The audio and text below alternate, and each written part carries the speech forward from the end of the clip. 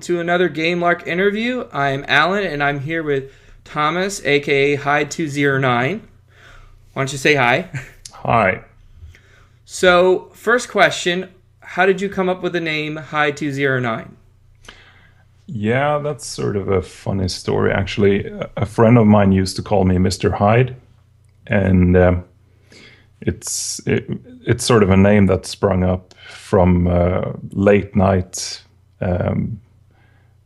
doing some funky stuff, and he started Oh, calling me from that night on. He started calling me Mr. Hyde, maybe because I was a bit tired and was reacting funny to the stuff that he said to me and such. So, and for a long time, I actually used Mr. Hyde for a screen name. But since it's quite a popular name, it's sort of hard to get noticed or differentiate from the other people calling themselves Mr. Hyde. So, but I kept the Hyde part. Mainly because I had a period when I was into like the Victorian Gothic novel oh, okay. genre, like Mary Shelley's Frankenstein and The Strange Case of Dr. Jekyll and Mr. Hyde, of course. Right. And so the Hyde part of Hyde 209 is my interest in the Victorian Gothic genre. And then the 209 part, that's actually sort of tied into my interest in sci-fi movies. I don't know if you remember, if you've seen the first RoboCop movie. Yeah. Yeah, and there's this like huge mech robot called Ed 209. Oh, okay.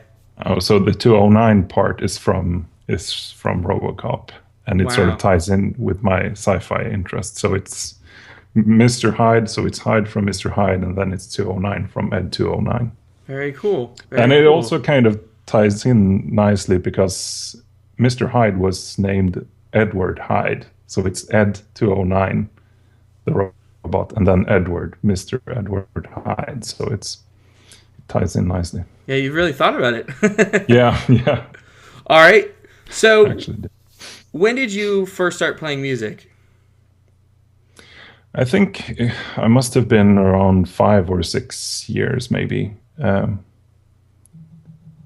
not really sure, but maybe around 5 or 6. What was your first instrument? My dad was a drummer, so we in the garage back home we had a drum kit standing, like always. So I was there and I played around a bit, but at first I didn't get into it. I actually, when I started school, I was at the local music class. They had this sort of class that you can attend to, and you can skip like math lesson to go and play flute or whatever. And so, for the first year, you had to choose a recorder.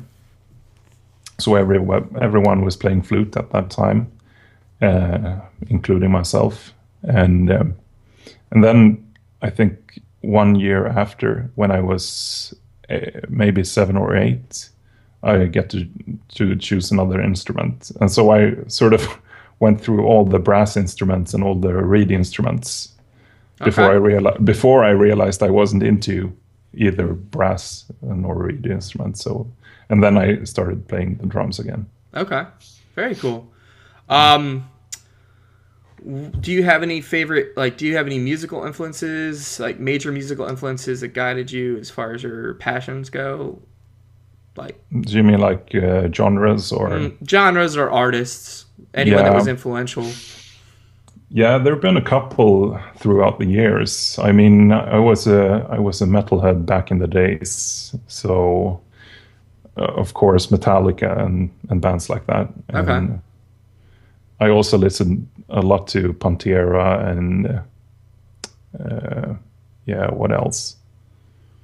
I had this period when I listened to Iced Earth pretty much. Okay. Yeah, And these guys have been around yeah, forever.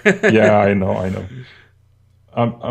I still listen to like the classic rock groups like AC/DC and Metallica and stuff like that, but not as frequent nowadays as back in when I was like 15, 16. Okay. And so if I try to pick out some contemporary artists, like the people that I get influenced by now, it's more like Muse Okay. and Porcupine Tree, Mm-hmm. Daft Punk, maybe a bit of Primus, uh, Okay. Gorillaz. Yeah, those are good choices. Yeah, Um, what got you into gaming? I was actually pretty young. I don't remember how old I was, but I had a neighbor, and he was a few years older than me, maybe like 6 or 7 years older than me, and he had an Atari back in the days. Mm-hmm. So we used to run over to his place and play Atari games. And I'm not sure which year this was, but this was like the late 80s, Okay. maybe 87 or 88. I'm not sure. And then there was this other kid on the block that got NES, like the Nintendo 8-bit console, Mm-hmm. for Christmas, and we used to.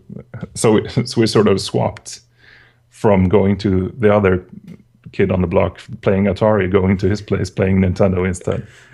All right. Very cool. Um, let's see. What got you into making video game covers remixes? Yeah, that's sort of a hard question. I've been doing it for a long time, and I can't actually remember sort of like a point in my life when I started, but maybe it was sometime in the late 90s. I used to have this game on PS1 called Music Generator. Mm-hmm. Um, I think it was MTV who put it out. I'm not sure, but it was code. It was developed by Codemasters, and it was sort of like a simple tracker program that you can make loops and little melodies and beats and stuff. Okay. And so I think some of my first video game remixes I did on that program or game. Gotcha. Do Yeah. you what would you say are some games that are your favorite soundtracks? What games were inspirations when you're starting out? Like what tracks did you want to remix or Yeah, that's a hard question, really hard question. If I should try to pick out one game soundtrack, it's extremely hard. But I mean, I feel inspired by most of the games that I played as a kid. So everything from the NES library, the Sega Mega Drive or Genesis, as it's called in the US, and also like everything from the PlayStation One and N64 era as well. okay. Um moving But on. Oh, sorry. Go ahead. if I yeah, I was just saying if I should like pick out some sort of favorite right now, it probably would be some of the Castlevania soundtracks, Okay. and or maybe the Scapegoat series if you have played those games. What was it again? Scapegoat. I don't think I have. It's sort of a small indie puzzle Oh, okay. type of game that you can download on Steam. Nice.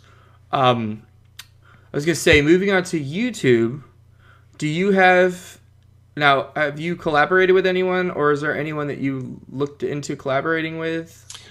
Yeah, I've done a fair amount of collaborations. Not too many that I've uploaded, but back in 2012, I did a Super Metroid soundtrack or album, tribute album, Mm-hmm.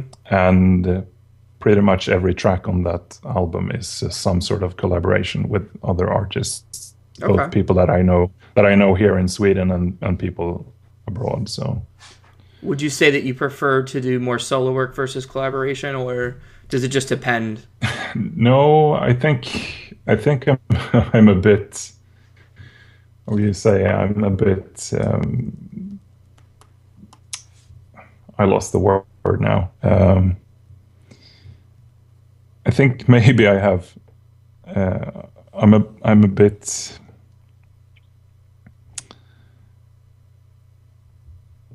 I'm a bit anxious to get my music out.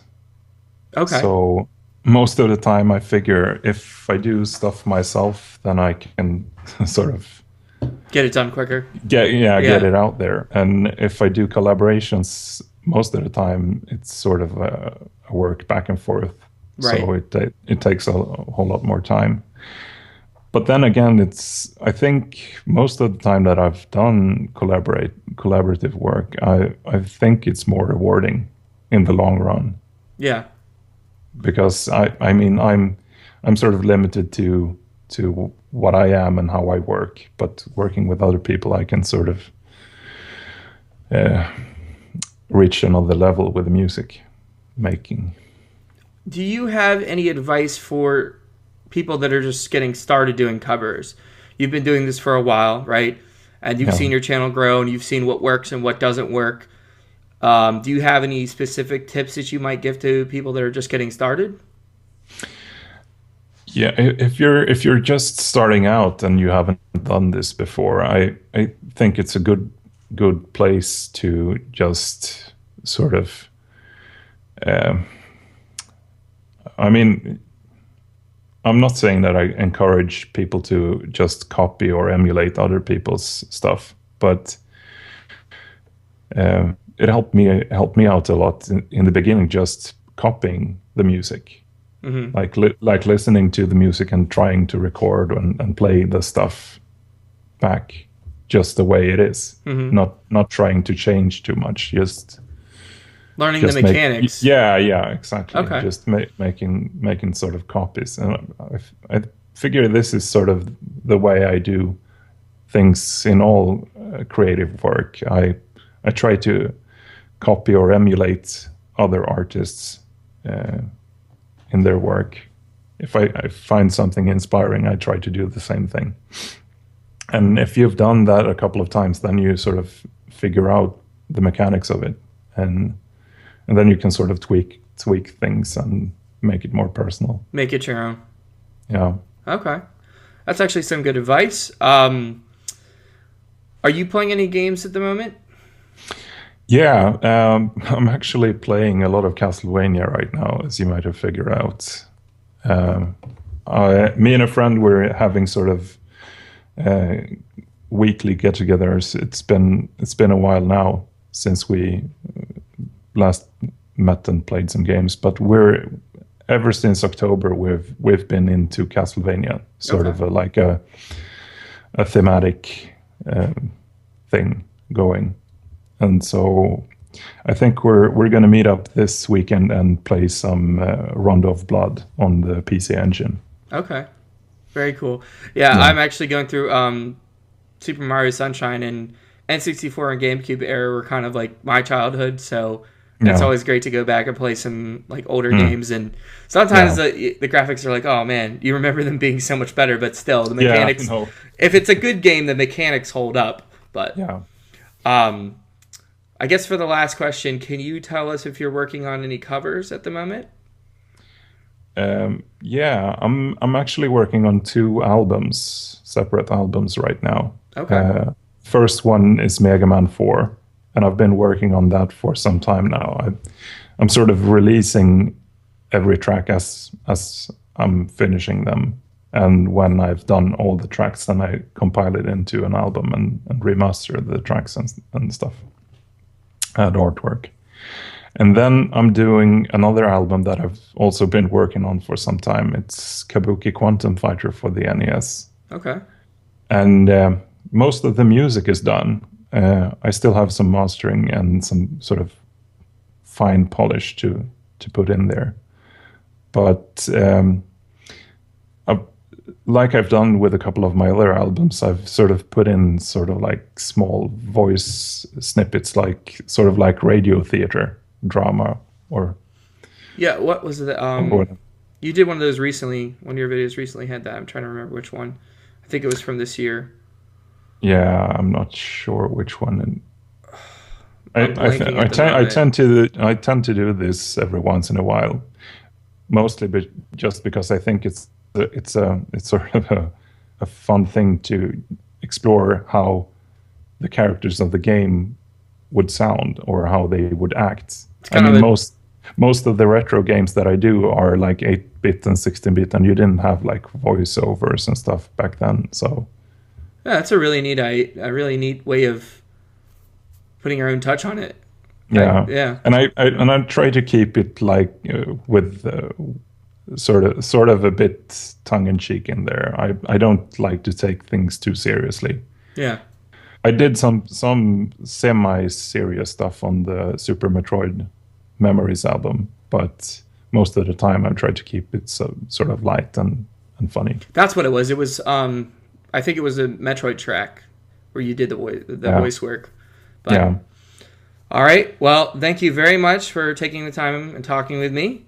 I'll put your channel link in the description, and as always, thank you guys for watching. Thank you, Thomas, for coming and doing an interview. Thank you. It's been great. Hi, this is Alan from GameLark Remixes. I just wanted to let you know that if you make video game covers or remixes, I want to interview you. It doesn't matter if your channel is big or small or how long you've been making music. I still would love to talk with you. You can reach me at the email address provided below or on Facebook, Twitter, or YouTube, however you prefer. I hope to hear from you soon, and thanks for watching.